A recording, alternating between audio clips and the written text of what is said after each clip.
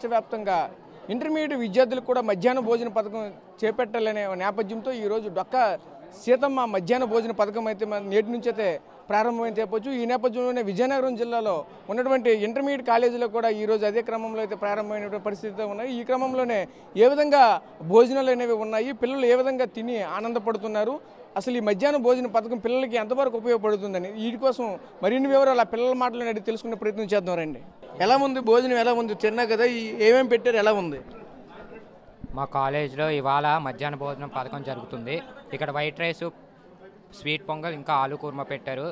నిజం చెప్పాలంటే చాలా చాలా చాలా బాగుంది. అంటే రోజు ఈ విధంగా మెనూ పెడితే బాగుంటుందా, లేదంటే మెనూ మార్చితే బాగుంటుంది? మెనూ మార్చాలి, రోజు ఒకటే అంటే కష్టం. ఏ విధంగా కావాలి? ఏదంటే ప్రోటీన్ ఆహారం కావాలి సార్.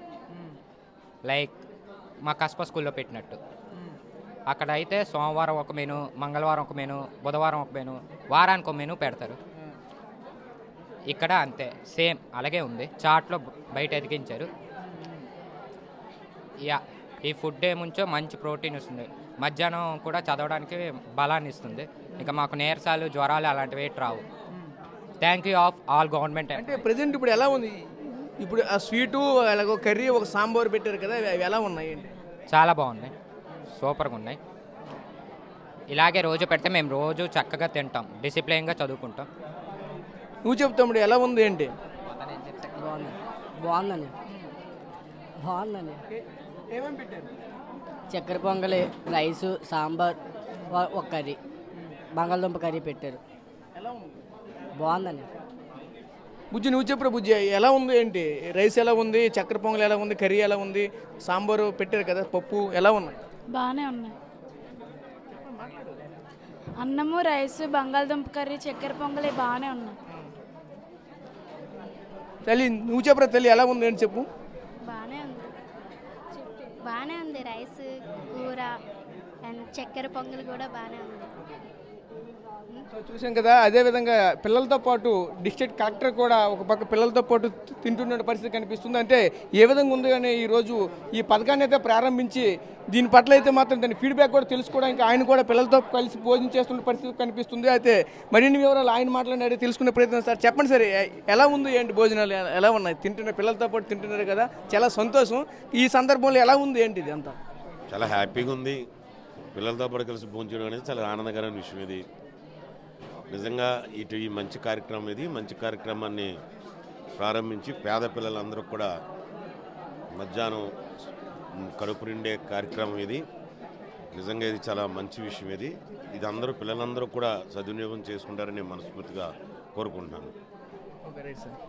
చూసాం కదా, అంటే పిల్లలతో పాటు జిల్లా అధికారులు కూడా కలిసి భోజనం చేస్తున్న పరిస్థితి కనిపిస్తుంది. మొదటి రోజు కావడంతో ఏ విధంగా ఉంటుంది ఏంటని దానికి సంబంధించిన మరిన్ని వివరాలు ఈ నియోజకవర్గానికి సంబంధించిన ప్రజాప్రతినిధులు కూడా కొంతమంది ఉన్నారు, అడిగి తెలుసుకునే ప్రయత్నం చేద్దాం. చెప్పండి అమ్మా, ఎలా ఉంది ఏంటి? చాలా బాగుందండి. మరి ఈ ప్రభుత్వం వచ్చిన తర్వాత ఇంతకు ముందు అయితే తెలుగుదేశం గవర్నమెంట్లోని ఈ పథకాన్ని ప్రారంభించడం జరిగింది. మరి వైసీపీ గవర్నమెంట్ వచ్చిన తర్వాత ఇది తొలగించడం అయితే జరిగింది. మరి విద్యార్థులకు చాలా ఇబ్బంది పడ్డారు ఈ 5 సంవత్సరాలు కూడాను.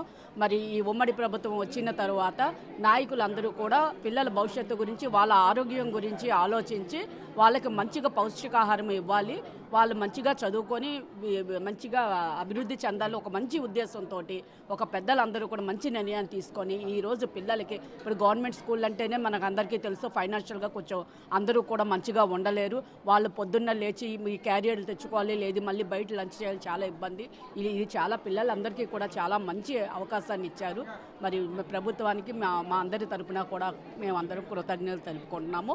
ఇదే విధంగా ఇంకా మంచిగా ప్రతిరోజు కొంచెం మెన్యూలో చేంజ్ చేస్తూ ఉంటే పిల్లలు కొంచెం ఇంకా హ్యాపీ ఫీల్ అవుతారని మా రిక్వెస్ట్. Thank you.